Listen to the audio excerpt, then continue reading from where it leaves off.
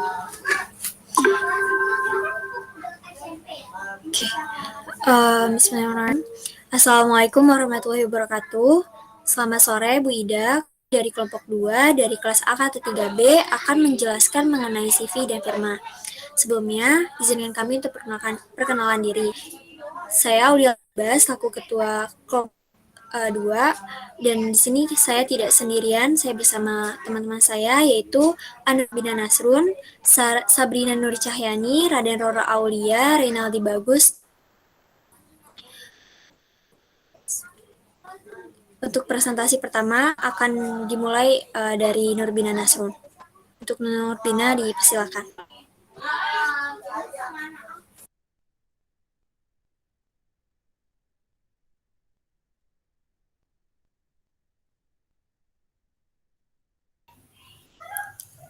Udah diganti saran? Ya. Baik, saya di sini akan menjelaskan tentang pengertian. Apa sih itu CV?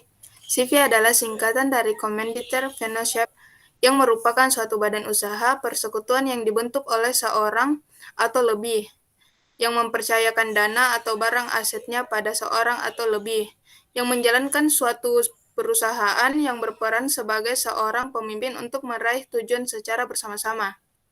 Dengan suatu tingkat keterlibatan yang berbeda pada tiap anggotanya, sedangkan para ahli berpendapat bahwa pengertian CV atau persekutuan komanditer adalah suatu badan usaha yang mempersekutukan modal dananya dari 2 orang atau lebih, yang akan terbagi lagi menjadi 2 jenis sekutu. Nah, ada juga pengertian firma. Firma adalah suatu perusahaan gabungan antara 2 orang atau lebih. Setiap anggota firma mempunyai tanggung jawab maupun peran yang sama dalam menjalankan tugas-tugasnya. Slide selanjutnya ada dasar hukum. Dasar hukum dibagi menjadi 2, yang pertama, dasar hukum dari firma diatur pada pasal 16 sampai 35 KUHD berdasarkan ketentuan pada pasal 22 KUHD, yaitu perseroan firma harus didirikan dengan akta otentik tanpa adanya kemungkinan untuk disangkalkan terhadap pihak ketiga bila akta itu tidak ada. Yang kedua, dasar hukum dari CV diatur pada pasal 19 KUHD, yaitu perseroan yang terbentuk dengan cara meminjamkan uang atau disebut juga perseroan. Perseroan komanditer didirikan antara seseorang atau antara beberapa orang perseoran yang bertanggung jawab secara tanggung rentang untuk keseluruhannya, dan 1 orang atau lebih sebagai pemberi pinjaman uang. Pendirian CV tidak diatur secara khusus di dalam KUHD. Akan tetapi, oleh karena CV merupakan firma, maka untuk pengaturan CV juga diberlakukan ketentuan pasal 22 KUHD. Slide selanjutnya dijelaskan oleh teman saya.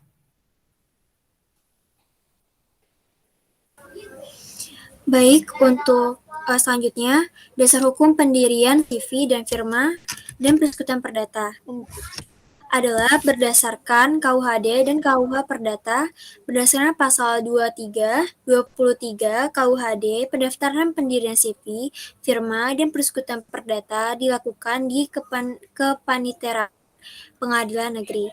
Untuk selanjutnya akan dilanjutkan oleh teman saya. Untuk selanjutnya ada ciri-ciri firma. Ciri-ciri firma yang pertama yaitu, firma bertanggung jawab penuh terhadap perbuatan para mitranya dan saling percaya antara mitra. Yang kedua, memiliki harta kekayaan sehingga pihak ketiga dapat menagihnya.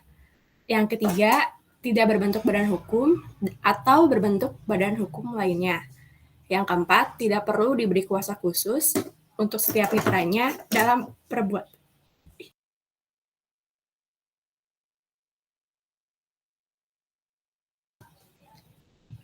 Yang keempat, tidak perlu diberi kuasa khusus untuk setiap mitranya dalam perbuatannya. Yang kelima, menggunakan nama bersama untuk firma. Yang keenam, pembagian keuntungan sesuai dengan besar kecilnya modal masing-masing. Yang ketujuh, firma dapat melaksanakan pendaftaran dan pengumuman dalam tambahan berita negara sebagai pembuktian keberadaan firma.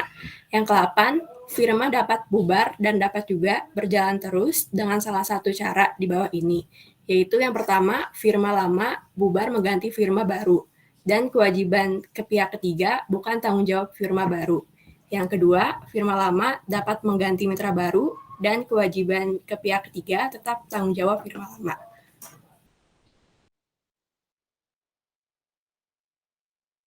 Untuk selanjutnya ada ciri-ciri CV. Yang pertama, CV memiliki ciri-ciri yaitu pengurus perusahaan bertanggung jawab penuh hingga ke harta pribadinya terhadap kewajiban secara sepihak. Yang kedua, pihak diam bertanggung jawab sebesar kontribusi modalnya. Yang ketiga, memiliki harta kekayaan yang terpisah dari harta pribadi para mitra. Yang keempat, tidak berbentuk badan hukum atau berbentuk badan hukum lainnya.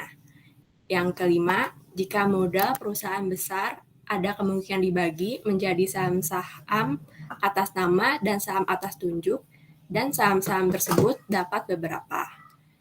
Yang keenam, CV yang terbagi atas saham yang dimiliki tetap berstatus mitra, biasa atau komanditere komisaris. Tetapi jika anggota meninggal, CV bubar.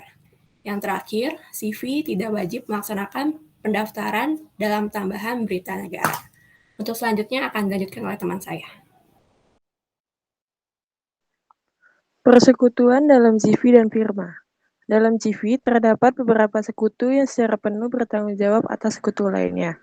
Kemudian, ada salah satu yang menjadi pemberi modal, dan tanggung jawab sekutu komanditer hanya terbatas pada jumlah modal yang diberikan, sehingga ada dua jenis sekutu. Yang pertama ada sekutu aktif, yaitu anggota yang memimpin atau menjalankan perusahaan dan bertanggung jawab penuh atas utang-utang perusahaan. Yang kedua, sekutu pasif atau sekutu komanditer adalah anggota yang hanya menanamkan modalnya kepada sekutu aktif dan tidak ikut campur dalam urusan operasional perusahaan. Sekutu pasif bertanggung jawab atas risiko yang terjadi sampai batas modal yang ditanam. Sekutu firma. Pada firma hanya terdapat sekutu aktif atau komplementer, sehingga dalam firma setiap sekutu menjalankan perusahaan dan mengadakan hubungan hukum dengan pihak-pihak ketiga. Jenis-jenis firma. Yang pertama ada firma dagang dan non-dagang. Firma yang kegiatan utamanya adalah membeli dan menjual barang dagangan disebut dengan firma dagang. Sedangkan firma yang didirikan dengan tujuan untuk memberikan berbagai jasa kepada masyarakat disebut dengan firma non-dagang seperti firma hukum, firma akuntansi, konsultan manajemen, dan sebagainya. Yang kedua ada firma umum dan firma terbatas. Firma umum adalah firma di mana semua sekutu boleh bertindak secara umum atas nama perusahaan dan masing-masing sekutu dapat bertanggung jawab atas kewajiban-kewajiban perusahaan.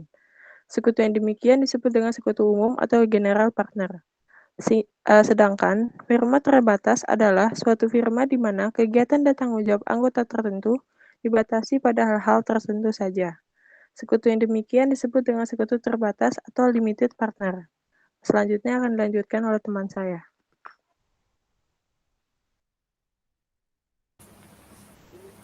Selanjutnya yaitu jenis-jenis CV.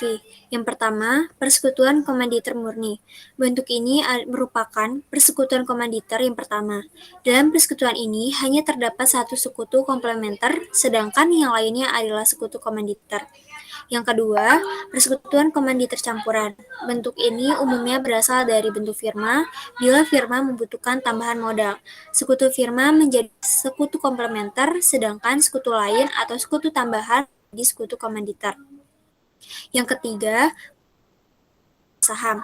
Persekutuan komanditer bentuk ini mengeluarkan saham yang tidak dapat diperjualbelikan dan sekutu komplementer maupun sekutu komanditer mengambil satu saham atau lebih. Tujuan dikeluarkannya saham ini adalah untuk menghindari terjadinya modal beku karena dalam persekutuan komanditer tidak mudah untuk menarik kembali modal yang telah disetorkan. Selanjutnya akan dilanjutkan oleh teman saya.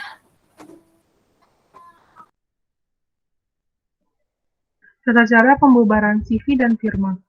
Pembubaran CV sama dengan firma, yaitu harus dilakukan dengan akta otentik yang dibuat di muka notaris dan diumumkan dalam tambahan berita negara. Kelalaian pendaftaran dan pengumuman ini mengakibatkan tidak berlakunya pembubaran, pengunduran diri, pemberhentian, dan perubahan anggaran dasar terhadap pihak ketiga.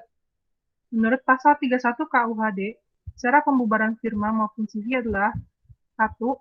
Berakhirnya jangka waktu CV atau firma yang ditetapkan dalam anggaran dasar. Yang kedua, akibat pengunduran diri atau pemberhentian sekutu.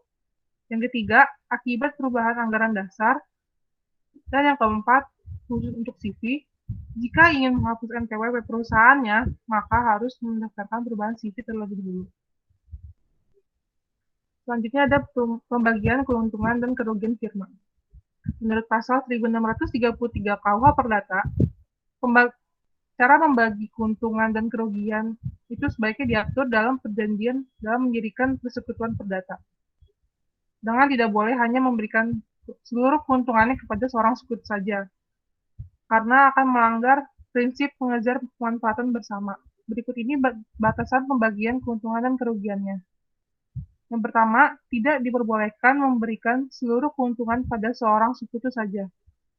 Yang kedua, diperbolehkan jika membagi kerugian pada salah seorang sekutu saja.